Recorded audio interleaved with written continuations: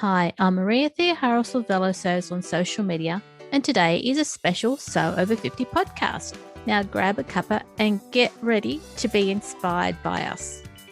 Sew Organised Style podcast acknowledges traditional owners of country throughout Australia. We pay our respects to Aboriginal and Torres Strait Islander cultures and to the elders past, present and emerging. Welcome back to this special Sew Over 50 episode on Sew Organised Style podcast. Sew Over 50 intersects with all communities. Sew Over 50 has just launched their epic challenge called #Sew50 Sustainable Sewing. Today, we're so lucky to have Judith Staley here on the podcast. Hi Judith, how are you? Hi Maria, I'm good, thank you. How are you? I'm good. It's so lovely to have you back on the podcast again. Yeah, it's been a while. I'm here because I'm quite excited about this challenge. So it's good to have a chat with you about it. Yes, please. What's the challenge and how did it come about? So the challenge is #Sew50 Sustainable Sewing. And the idea is to use fabric that's already in the system. And I've been wanting to do something like this for quite a long time. I've been interested in doing this myself for quite a long time and just felt the time was right for now, for August. So the idea is to use fabric that, as I said, already in the system. So your own scraps and remnants, somebody else's scraps and remnants, a fabric that you pick up in thrift shops or charity shops. What do you call them in Australia? Op shops. Op shops. Op shop, yeah. Jumble sales, fabric swap tables. Now we don't get to see those any at sewing meetups at the moment. Most people aren't getting to do that. But also there's destash that people do online, you know, people who've just got fabric sitting in their stash that they feel they're not going to use. So there's people sell or give that away online, those sort of things, vintage fabric, and also garments that you want to remake, you know, garments that you've made or garments you have in your wardrobe that aren't working for you, that you want to remake, and also those that you pick up in charity shops. So, you know, I have a thing about charity shops. I don't really want to buy things that somebody else might come along and buy and wear in its current state. So, you know, it's quite hard to judge, you know, what to buy from charity shops and what not. And also there's been a thing that people buy, think, oh, that's a really large size one, I can make something out of that. But have to remember that there's not a lot of those in charity shops, and people of larger sizes want, you know, they want to buy stuff from there to wear themselves. So don't immediately jump on something like that thinking, oh, I can make something from it. If it's a good garment, it's likely to sell as it is to be worn. I think it's probably better to leave it on the shelf and buy something that's more worn out, but that's up to individuals. And yeah, just a thought about that. And even fabric, I remember Jan Raven, she found a pile of clothes next to a bin somewhere that somebody got rid of, and she took them home, washed them and made something from them. There's all sorts of ways of using fabric that's already there.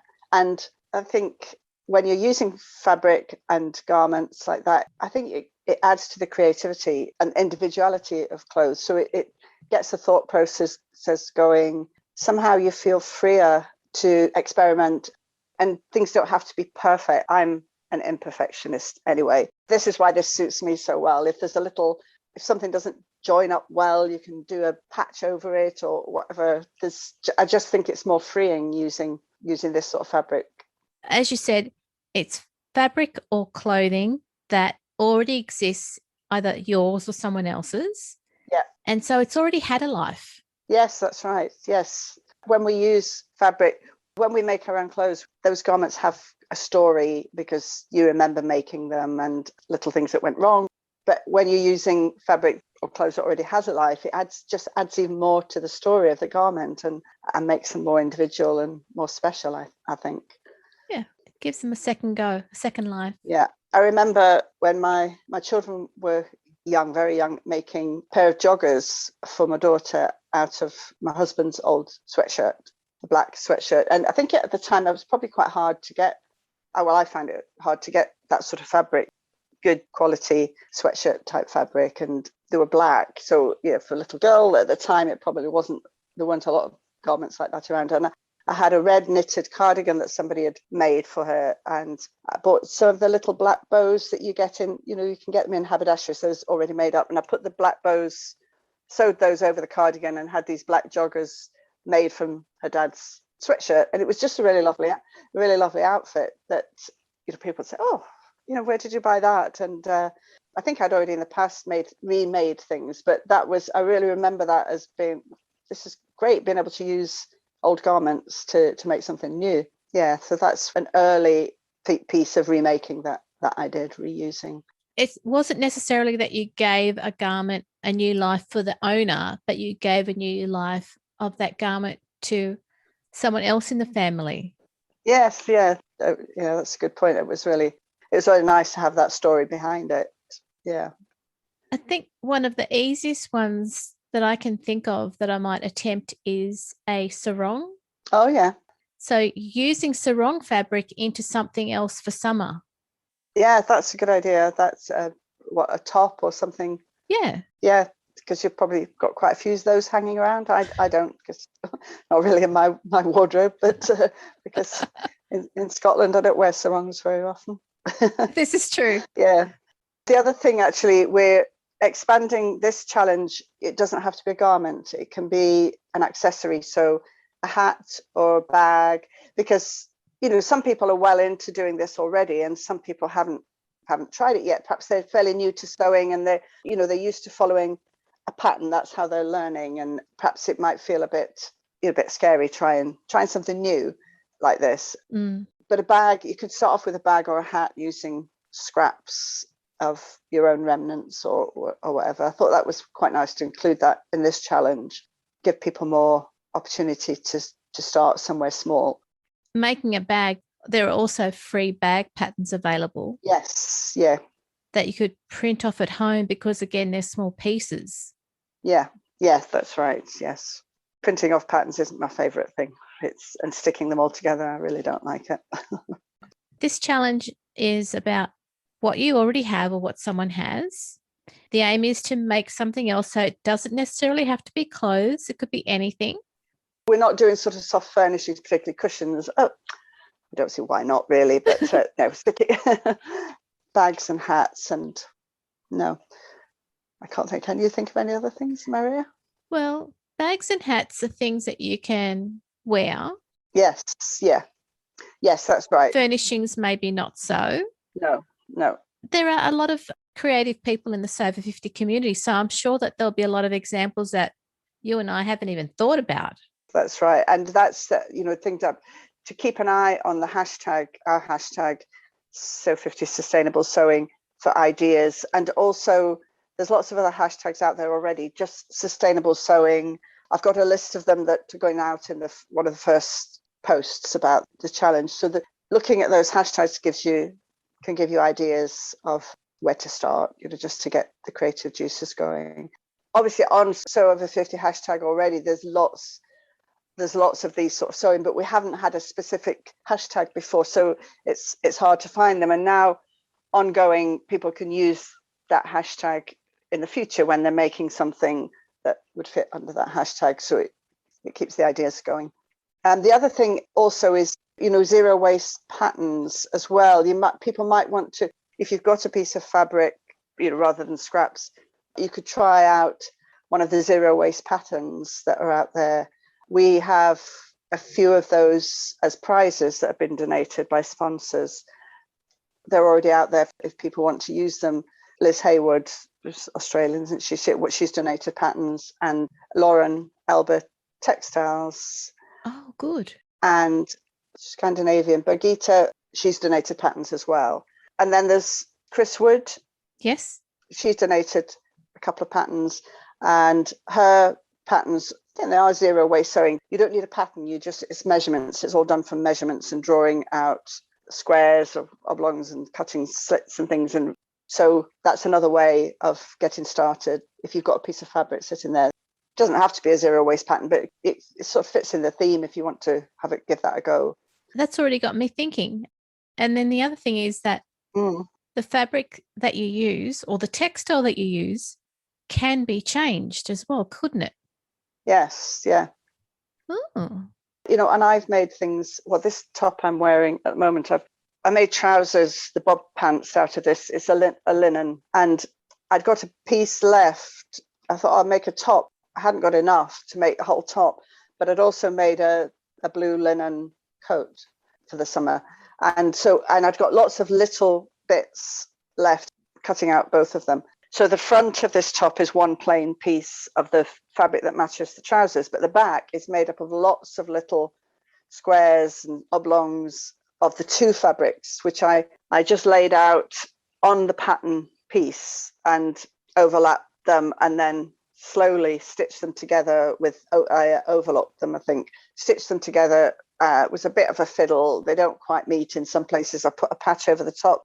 So the front looks, the outfit is completely the same, but when you look at the back, the back is made out of lots of different squares of two different fabric, and I really like it. I really love it because it's at the end there was very, very little left of either of the fabrics, just a few little scraps. So it was a great way to just use up those remnants.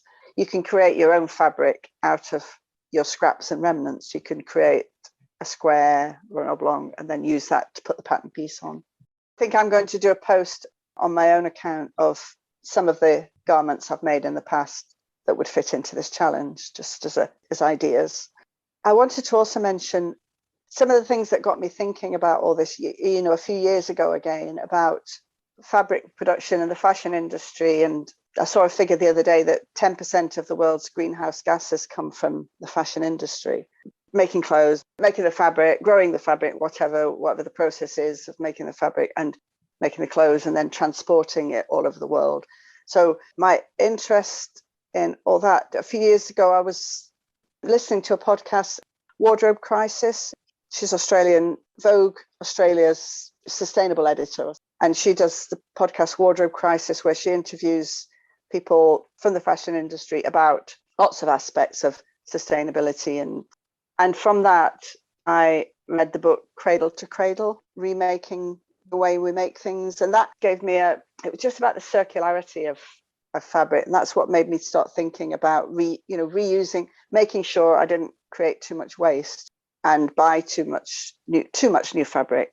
That was that thing about using what we already have. That's where the idea of the challenge sort of came from long ago, of using what we have rather than putting things into waste. That book was I thought it was a really interesting concept. So you were listening to Wardrobe Crisis with Claire Press. That's right, yeah. And Claire Press was the first Vogue sustainability editor.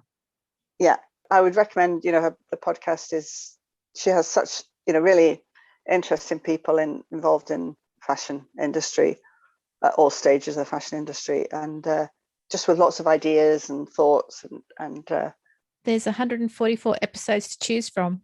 Yeah. I don't think I've listened to it for the past year. I think somehow it slipped off the radar. I'm listening to other podcasts like So Organized Style and one or two others. So that one had slipped off my list. So I'll have to do a little catch up, I think. I think I will too. Yeah, because I just noticed when I looked just now that the most recent episode is Lynn Slater, the accidental icon. She's an older blogger. I don't think she sews. She's done an episode with her about being old and fashion. So I thought, I must listen to that one. So it's back on my list. Yeah, good idea. You've talked about what this challenge is about, and you've also let us know about some of the sponsors who are donating patterns, which is really generous of them to do. There's a few more sponsors. I hope I remember them all here. But so we've got the patterns. Wendy Ward and her publisher are donating her latest book, How to Sew Sustainably, which again has lots of ideas. There's that prize. And Amy from Craft and Thrift, she's based in Edinburgh here. So she has an online shop where she sells repurposed fabric that she's found in jumble sales that people have donated, somebody's stash from that they just dug up from somewhere. Anyway, she sells this fabric online, and when she gets the fabric, she assesses it because she doesn't know that what it's made of. She does the burn test and all that to find as much information out as she can and puts that online. So she's donating a voucher plus a kit. She does kits for sewing undies, knickers, whatever you call them, a kit with some recycled fabric and the pattern. So she's donating one of those as well. And a pattern maker, a fairly new, I think, pattern maker, again from Edinburgh, just I've come across them. She's called Greyfriars and Grace. And she's donated some of her patterns. Now, her patterns are quite different because the patterns based on using garments, so shirts, men's shirts. She's got a few patterns of how to adapt a men's shirt to make it into something with quite a wow factor. There's frills around the neck and there's various different things. I would say that's for people starting out and who just don't quite know where to start, with using a garment that already exists, to feel a bit, just unsure of what steps to take. Her patterns help that process. And I think they're probably aimed more at people who don't sew from scratch, who don't know how to follow a pattern, but just want to remake something. And hopefully that will get them into sewing. A few of her patterns have been shortlisted for the Sewing Awards. She's got 3 patterns. I think she's fairly new, and she's got 3 patterns shortlisted. So she's very kind of donated 10 patterns that will be prizes. And that's quite generous of her. Yeah, it's very, very. Selvage and Bolts, she sells dead stock fabric, and she's donated a voucher prize. Maybe there'll be more, some people perhaps will be coming forward. So there may be more to add to the list, but at the moment, I think I've covered all of them. I hope I have.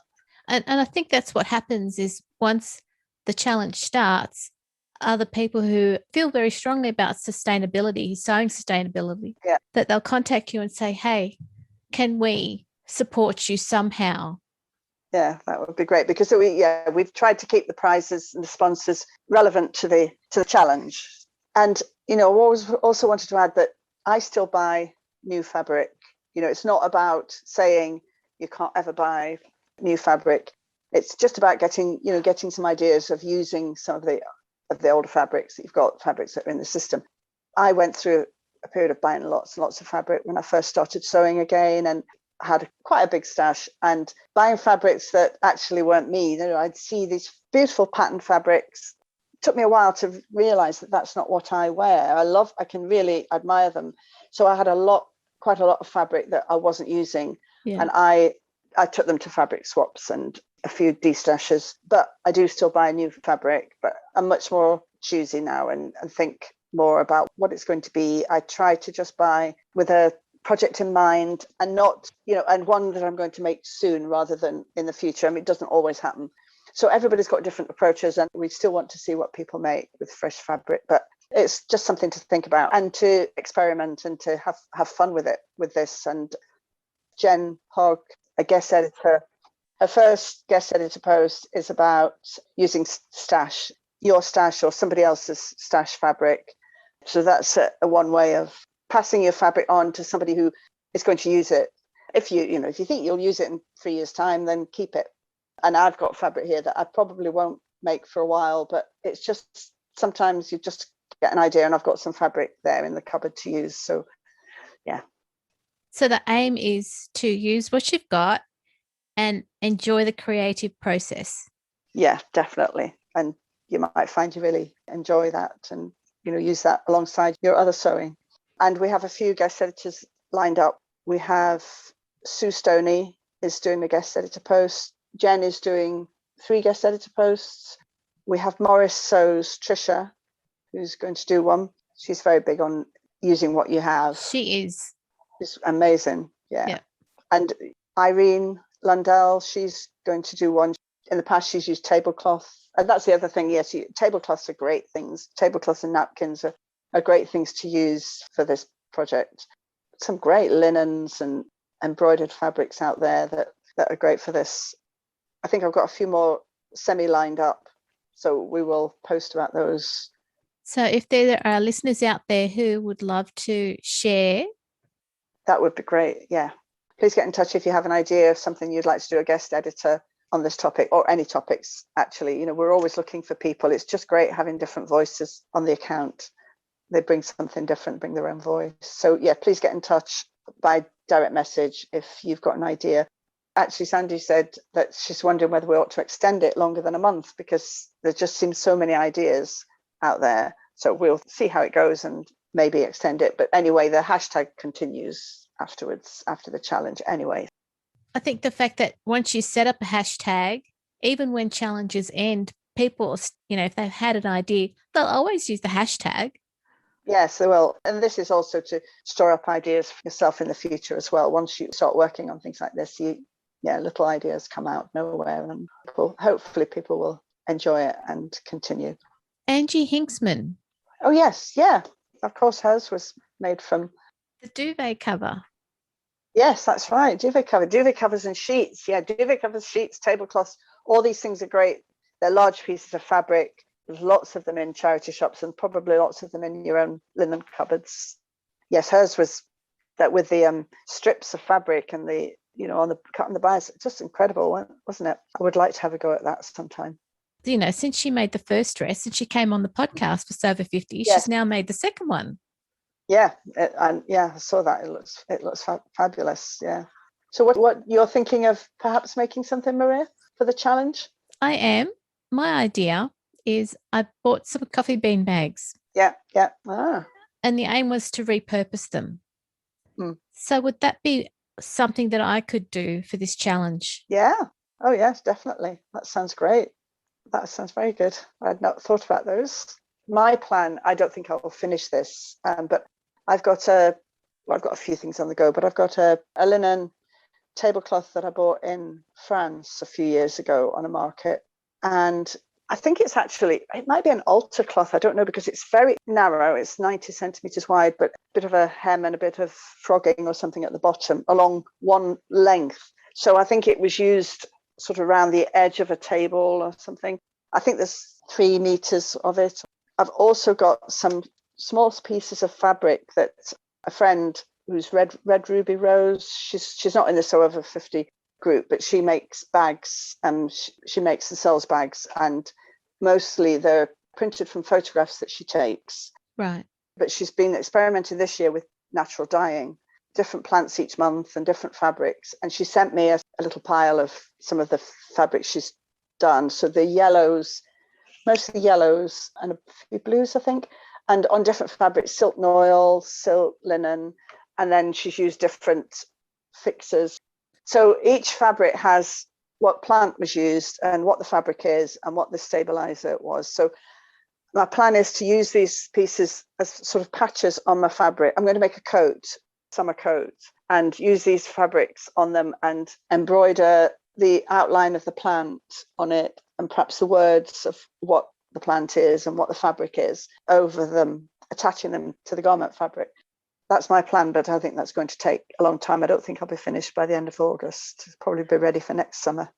So that way, you've already given us one example that is going to fall into the Sew50 Sustainable Sewing hashtag after the challenge, after the month of August. So that's right, yeah. People shouldn't feel that they have to get it done by the end of the month. No.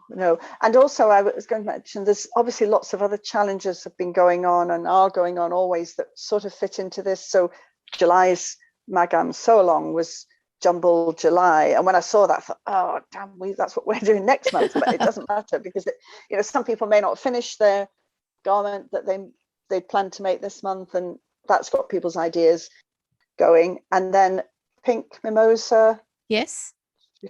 She's got this one going on that's about using 30 yards of your stash.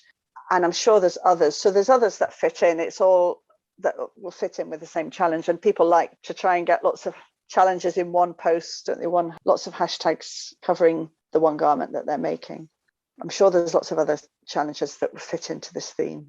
So listeners, make sure that if you're doing one challenge that could fit into this, use all the hashtags. Just use them all. Yeah, use all the hashtags. Yeah, use them all. In the post you do for this hashtag, use the Sew50 Sustainable Sewing hashtag, but also Sewover50 hashtag as well, because we will be checking the new hashtag obviously all the time, but we like things under Sewover50 as well, just so that everything's under the one hashtag. That's good to remind listeners about to use. If you're going to use hashtag Sew50 Sustainable Sewing, also use hashtag Sewover50 so that we can definitely find you. Yeah, that's right. And that's the same with all the hashtags. If you use Sew50 reworn or, Sew50 tops, use Sewover50 as well. That's how we find you. Thanks so much, Judith, for taking the time to discuss hashtag Sew50 sustainable sewing with us today. Thank you very much, Maria. Thank you again so much. Yeah, thank you. Thank you. Bye. Bye. And have a lovely day, listeners.